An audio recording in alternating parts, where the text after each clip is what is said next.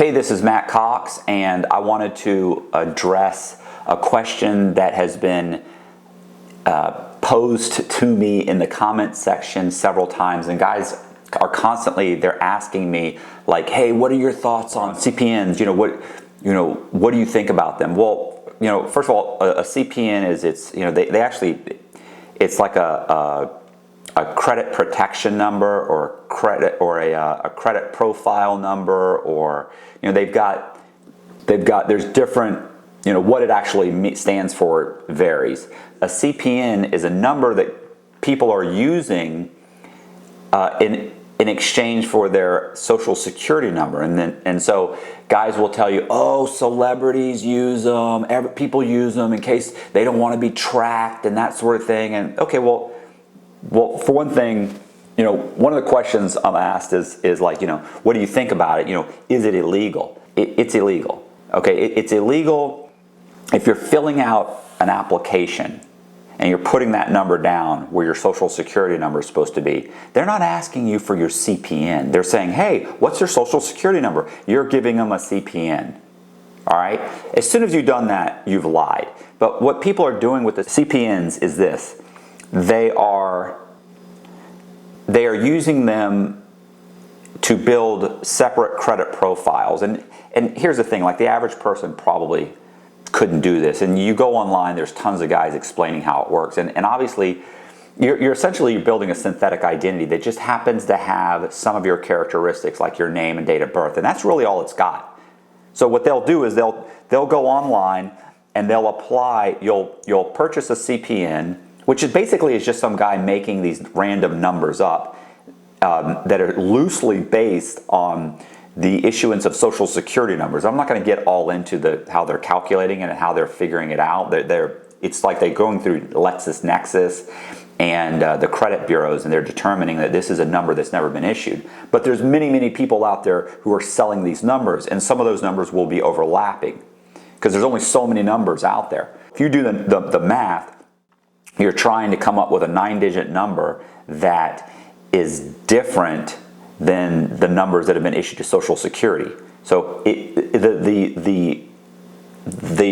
a very narrow. There's a lot of numbers, but it's becoming more and more narrow. Now, this is why I know it's illegal, because this is what I was doing. What happens is that in general, people come up with use their own name, but they change certain things. Like they'll take their name and their date of birth, so that they can continue to use their driver's license.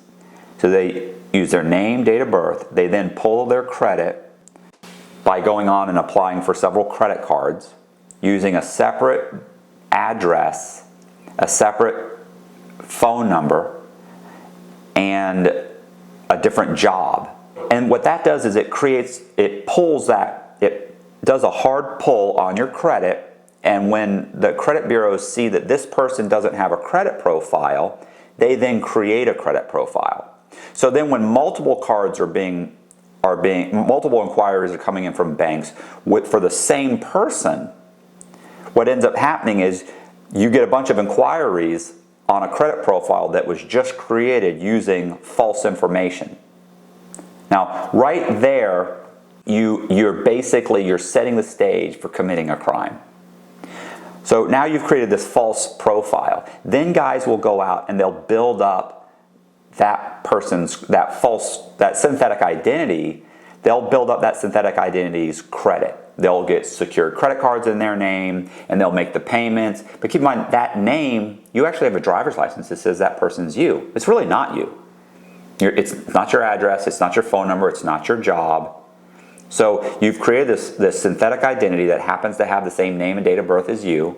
You get the credit cards, you make the payments, and 6 months later you've got 700 plus credit scores. What happens is the moment you go and apply for credit cards and start filling out applications using this CPN as your social security number, you're committing fraud. You're committing wire fraud, financial institution fraud, bank fraud if you're applying to a bank. You're committing, if you've mailed the documents or received these documents through the mail, you're committing mail fraud. And a lot of guys are doing this, and they're building up these credit profiles, and then they're running up the credit cards, and then they're just dumping them. And the thing is that it works to a degree, but ultimately, unless you're constantly circulating these things, and even then, ultimately, it will catch up with you. And you'll get arrested. And the worst thing is the longer you go, the more emboldened you get. And then ultimately you get caught. And it's not a small dollar amount, it's in the millions. And next thing you know, you're in federal prison. And it's funny because, like, when I was doing synthetic identities, I was, at least I was using someone's name that wasn't my name. These are people that are using their own names. So, and to keep their bad credit from merging with the synthetic identity, they're separating them by changing several of the key factors in building a credit profile. And that only works for so long. Now, a lot of guys are doing it with like one, like let's say somebody has an eviction and they'll build a credit profile and they'll use it to get into an apartment complex or that sort of thing. And that works, that on a limited basis, you might be able to get away with that. But ultimately, it just catches up with you. And the thing is that, look, CPNs are illegal. They're illegal to borrow money in. They're illegal to create. They're illegal to use. It's just illegal all the way around. So what is my feeling about CPNs is they're illegal. You're committing a scam. You're trying to tell yourself. And listen, there's all these guys on the internet right now that are like, oh, they're not illegal. You can use them. You can't use them. They are absolutely illegal. The moment you start misleading a lender, you've committed fraud. I know this because the FBI and the Secret Service told me this. All right. So the U.S. Attorney told me this. Multiple U.S. attorneys have told me this. It's fraud. The moment you start lying on applications to borrow, you're committing fraud.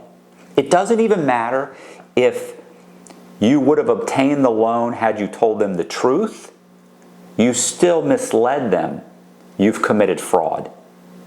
And this is the worst part, is that at least if you borrow money and you obtain something that's titled like a house or a vehicle, at least that vehicle and that house offsets the loss amount. When you're getting a $30,000 credit card or a $15,000 loan from the bank, it's not secured by anything.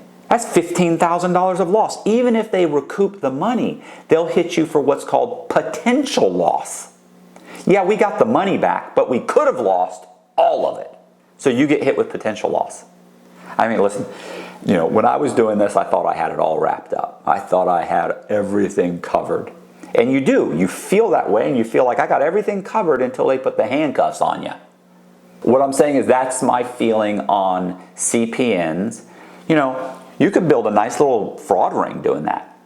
And that's certainly something I would be, if I was willing to go out and commit fraud, if I was willing to be standing in front of a judge again, definitely something I would consider doing. But I also work very hard at my scams. Like when I was running scams, it was a full-time job. I really, really put in the effort. A lot of guys that do this, they get sloppy, they get cocky, and especially these people that are using it and actually using their real IDs, and it's just ridiculous. It's going to come back on them. And if you're doing it because you say, oh, I have bad credit, well, then clean up your credit. It's not that hard to clean up your bad credit. You're basically having to start over from scratch. If you're going to start over from scratch, why don't you just go ahead and clean up your credit? That's not that difficult to do. Look, when I was out there, 20 years ago when I was doing this kind of stuff, everything was stacked in the credit bureau's favor. Now, everything is stacked in the consumer's favor. It's stacked in your favor. You can get stuff taken off your credit that shouldn't be taken off with a little bit of effort. It does take time. It takes time and patience, but you can clean up your credit without committing fraud. So that's a quick video. It may not be what the few people that have asked me about CPNs wanted to hear, but I'm saying they're fraud. If you look them up, they're fraudulent. Don't believe these other guys on the internet. They're telling you, oh, it's not fraud. It's fraud. You're committing synthetic identity. You're also committing identity theft. And it doesn't matter that it's your real name. It's still identity theft.